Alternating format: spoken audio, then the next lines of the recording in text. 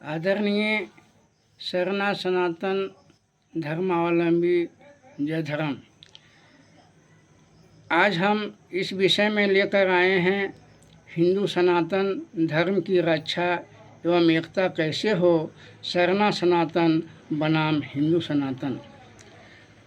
मैं प्रभात ठाकुर बारेडी। सबसे पहले हमें सरना और सनातन में विचार करना होगा। सरना और सनातन कोई धर्म नहीं है बल्कि धार्मिकता है। हम किसी विशेष धर्म, जाति या किसी विशेष व्यक्ति महापुरुष के अनुयायी सदा से नहीं हैं। हम धर्म के तत्वों के उपासक हैं।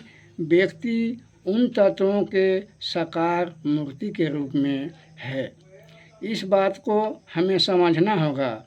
हम देखते हैं सरना धर्म प्राकृतिक का उपासक है और हिंदू धर्म परलौकिक धर्म का उपासक है, जो कि स्वर्ग और नरक को हमने अपने आसमान में कल्पना कर लिए हैं। हम धर्म के जिस नाव में बैठे हैं ना, उस नाव में कुरीति एवं कुव्यवस्था रूपी छेद हो गए हैं, जो कि नाव के डुबाने में काफ़ी है। इसलिए ही हम सारे घृणा एवं नफरत को मिटाकर इस छेद को बंद करना है, नहीं तो डूबने से हमें आज कोई नहीं बचा सकता। हम देखते हैं हमारे धर्म में ब्राह्मण से चंडाल तक की एक सीढ़ी है। इसको हम कैसे समान कर सकते हैं? इसके लिए हमें ब्राह्मण को क्षुद्र तथा चंडाल नहीं बनाना है, लेकिन क्षुद्र को ही ब्राह्मण के स्तर में उठाना होगा। इसके लिए हमें उस गीता रहस्य को क्षुद्र को देना होगा। इसके लिए हमें धर्म तत्व को शिक्षा से जोड़ना अनिवार्य होगा। अभी हमने शिक्षा को धर्म से जोड़ ही नहीं पाए हैं। हिंदू को एक होने के लिए एक शिक्षा सारे देश में लागू करना होगा, और जब तक शिक्षा होगा तो कानून एक बनेगा ही। आज हमारे देश में सांप्रदायिक शिक्षा दे रहे हैं, जो कि सारी बुराइयों का जड़ है। आज विश्व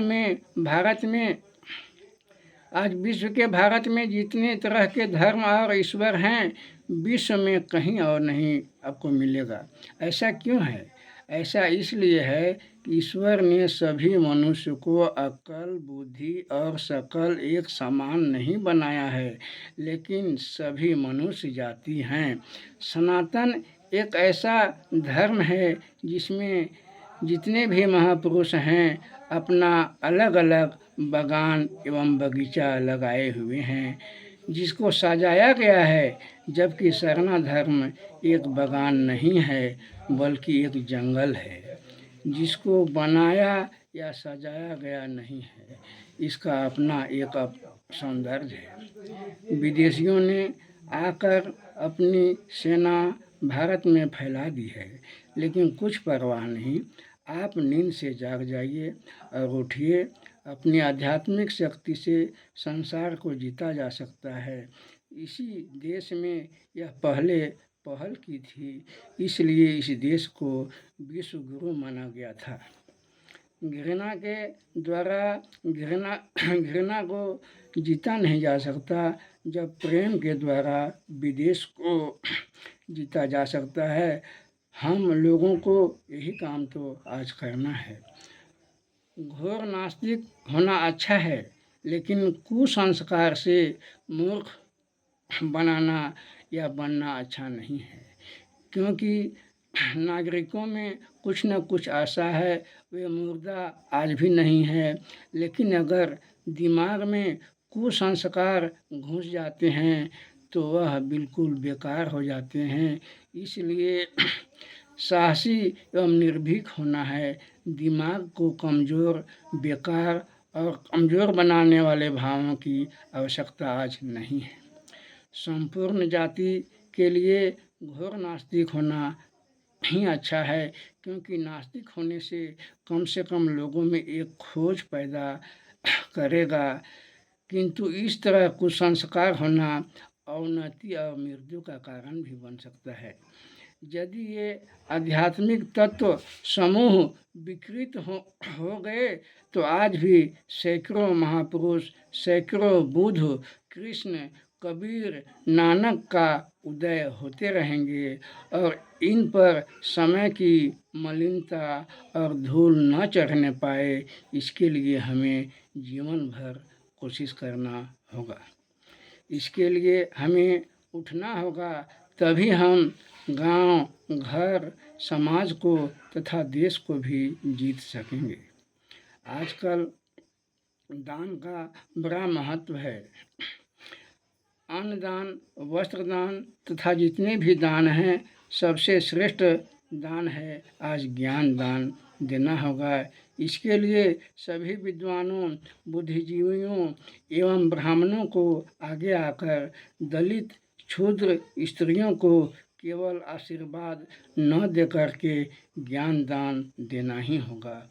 अतः आध्यात्मिक तत्व को समझाना होगा। अगर सनातन धर्म को एक पेड़ माना जाए तो नीचे का भाग में दलित, क्षुद्र स्त्री में को ही खाद पानी देना होगा, तभी धर्म रूपी पेड़ हरा भरा हो सकता है, नहीं तो पेड़ मर सकता है। पेड़ का डाली, टहनी, पत्ता बहुत परेशान हो जाते जब पशु और पंछी हिंदू मुसलमान बन जाते। इस छोटी सी बात को प्यारे याद रखेंगे कि भूल जाएंगे। जय सगना, जय सनातन, जय धर्म।